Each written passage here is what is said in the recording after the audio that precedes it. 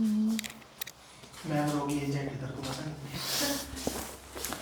चलो चैप्टर 17 फटाफट बस रीड मार्क करना शुरू। इंट्रोडक्शन तो ऐसे टिक हो जाएगा, हाँ। और ये डब्बा पढ़ लेना, मैं नहीं पढ़ रही यार, तुम्हें पता ही है। जेनेसिस कट कर लो इसका। उसके अलावा the companies act, growth saga for profession, ये फर्स्ट 1 2 3 पॉइंट्स तो कट ही कर दो। थर्ड पॉइंट आ जाओ, the companies act largely captures the nuance of changes, ये जे ईरानी कमेटी और ये सारा वो सिमिलर है। बाकी स्टैट्यूटरी रिकॉग्निशन अकॉर्डेड, ये सारे सेक्रेटरियल स्टैंडर्ड्स आ गए। फिर तुम्हारा positive game changer committee for profession, the SEBI setup under the chairmanship of the Kumar Mangalam Birla committee to promote and raise the standards of corporate governance. This marked the first and comprehensive endeavor to evolve a code of corporate governance in Indian companies, as also in growing capital market. The recommendations of the committee culminated in the inclusion of 49 wala listing agreement, which listed companies had to enter in the year 2000. ये 49 वाला clause वो जो नहीं था, पढ़ा भी था हमने, क्लॉज 49। जो क्लॉज 49 है ना वो लंबा चौड़ा है ना, अलग अलग चीज़ें हैं बहुत सारी उसमें। लिस्टिंग एग्रीमेंट क्लॉज 49, तो वो कुमार मंगलम कमेटी लेकर आए थे in the year 2000। 49 inter India provided for an optimum composition of the board, composition both independent non independent directors आएंगे, और ये सब कंपोजिशन के बारे में भी बात करता था, राइट। उसके अलावा इन्होंने और भी आगे 2-3 चीज़ें, corporate governance were spruced and elevated further in the wake of recommendations contained in the Naresh Chandra committee, which revisited issues such as auditors, independence, etc. उसके अलावा नारायण मूर्ति कमेटी आई in Feb 2003, हाँ सिमिलर है। उसके बाद SEBI regulations, ठीक है रहने दो। Next you have CS in practice and CS in the employment, ये भी पता है, ये भी पता है, ये सब वो चैप्टर था ना। कुछ नहीं, ये नहीं काटने जैसा नहीं है इसमें कुछ भी यार, गलत भी क्या ही है, रिकग्निशन मिला कर लेना, क्या ही मिनट लगेगा उसको, मिनट भी नहीं लगेगा। वही है, कंप्लायंस ऑफिसर्स बना दिया सेबी ने, आपको एज अथॉरिटी दी है कि आप ऐसे कंप्लायंस ऑफिसर एक्ट कर सकते हो, इसमें तो कुछ है नहीं। इवॉल्विंग रोल ऑफ CS, अब ये ना इस पर्सपेक्टिव से है कि आजकल जो हो रहा है इवॉल्व कर रहा था तो कि रिवॉल्व कर रहा था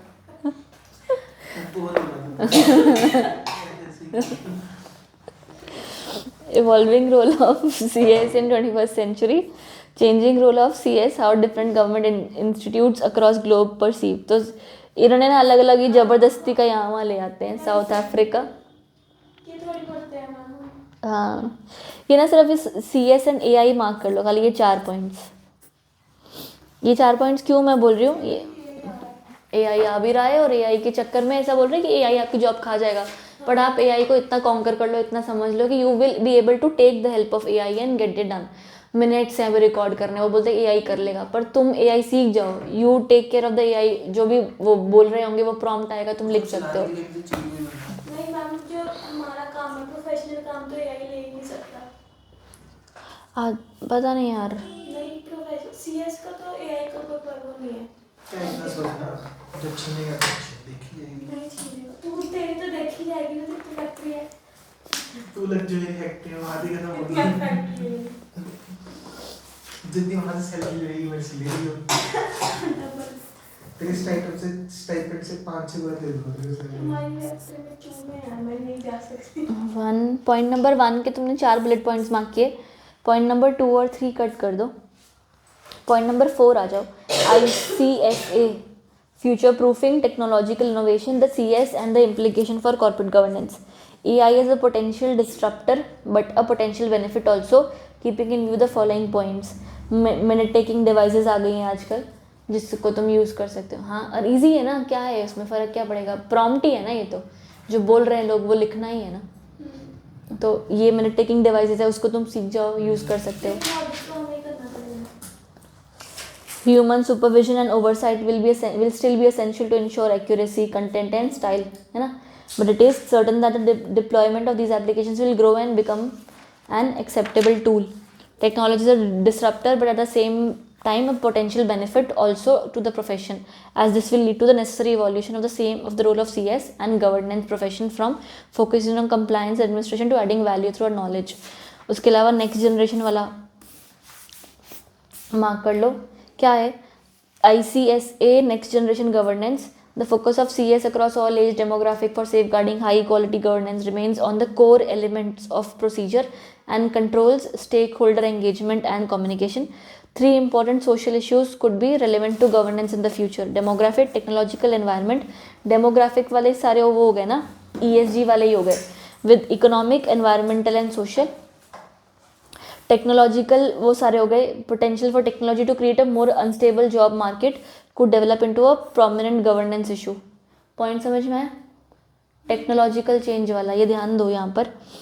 चेक टेक्नोलॉजिकल चेंज में क्या लिखा है? The potential for technology to create a more unstable job market. ये आ रहा है ना, टेक्नोलॉजी जॉब्स छीन रही है ना, प्रॉब्लम है वो वाली. तो the potential for technology to create a more unstable job market could develop into a prominent governance issue भी बन सकता है वो बहुत बड़ा, कि आपकी कंपनी में AI क्या है क्या नहीं है, कितना आपकी कंपनीज में एम्प्लॉयमेंट्स हैं. हम बोलते हैं CS एग्जीक्यूटिव एक मैन एक वुमेन, AI आ गया तो क्या करोगे? तो गवर्नेंस इशू बन जाएगा. इसलिए some task may be streamlined by technology but it would involve a considerable amount of additional work, for example taking into account ethics and privacy. अगर AI आ गया तो तुम साइबर ऑडिट करने लग जाओगे, तो तुम्हारा काम आ ही जाएगा कोई ना कोई तरीके से, ऐसा हो जाएगा. So ethical considerations are emerging as a consequence of technological change with little ownership being taken over as to how to address them.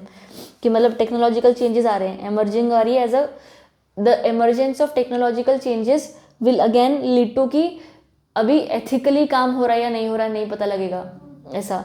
with little ownership being taken over as to how to address them, or ownership will be taken over by the AI as well, right?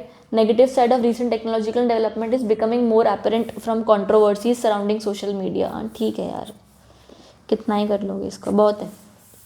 उसके अलावा environment आ गई और other factors आ गए.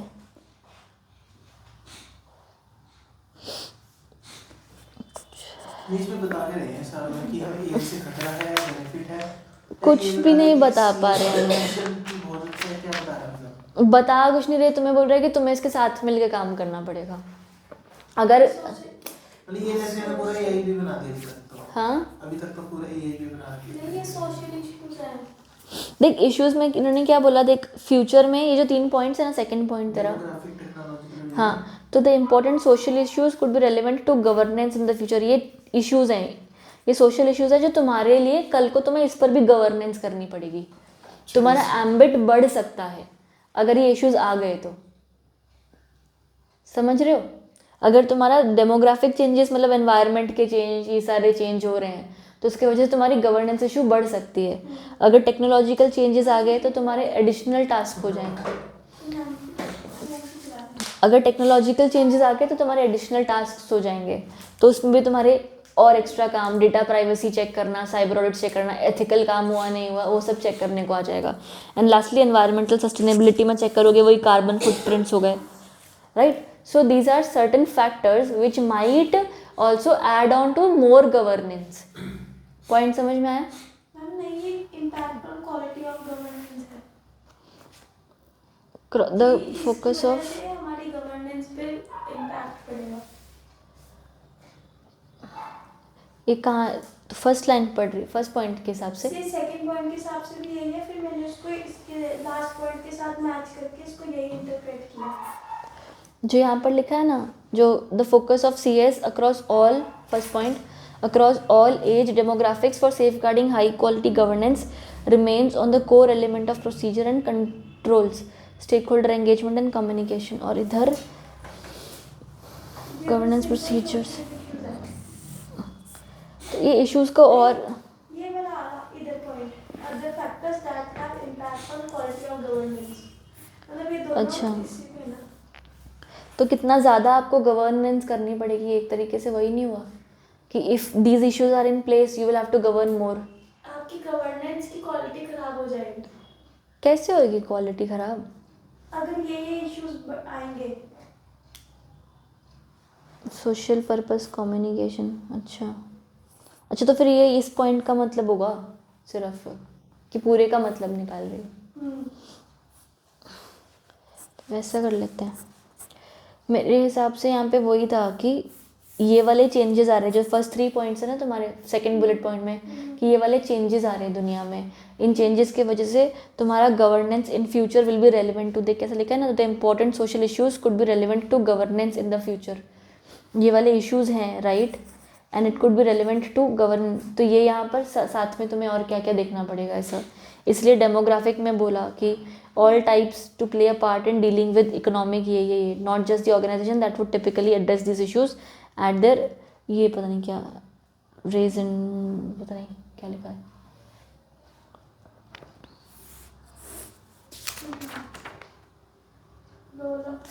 इसका ये पढ़ ले main heading, changing role of CS, how different governance institutes across globe perceive.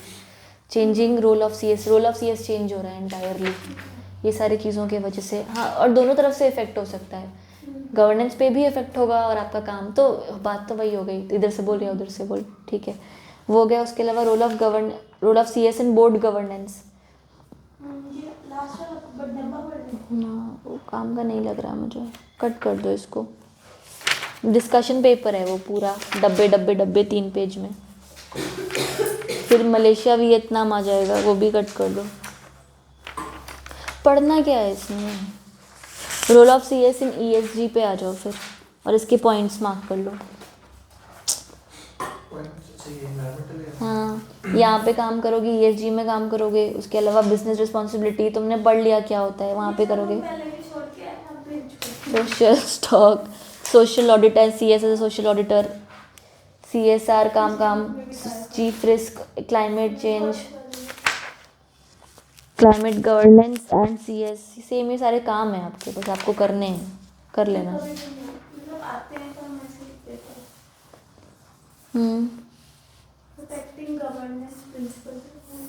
ये केस है एक, इसमें लिखा ऐसा है बट ये केस है सिर्फ, Mayank Agrawal versus MS technology frontiers limited, और पूरा केस है, पता नहीं है, पूरा ही केस ही है इसका मतलब। लास्ट कंक्लूजन आ जाओ एक कुछ तो पढ़ ले, ये केस का कंक्लूजन है, चैप्टर का भी नहीं। The judgment case throws the light on evolved duties of CS as expectations of the regulators from the CS. From the order it is inferred that for the regulators the diligent act is not by putting the compliance requirement was pursued. This will not absolve from other officers in default. The regulators expect a leap beyond it in approach. कुछ बोल रहा है, कुछ तो भारी बोल रहा होगा, जज ने बोला है। समझ आएगा, फिर धीरे-धीरे जब पढ़ने लगेगा समझ आएगा। क्या है यार, पर ये पढ़ना लेकिन ये जो है ना रोल ऑफ सीएस अलग अलग सेक्टर में, क्योंकि ये आता है, ठीक है, ये काम का मार्क कर लेना, अलग अलग कंट्रीज मार्क मत करना, और एआई भी इतना मार्क मत करना, वो भी ज़रूरत नहीं क्योंकि इंटरनेशनल पर्सपेक्टिव है। फिर बस ये रोल ही मार्क कर लो सिर्फ इस सारे में।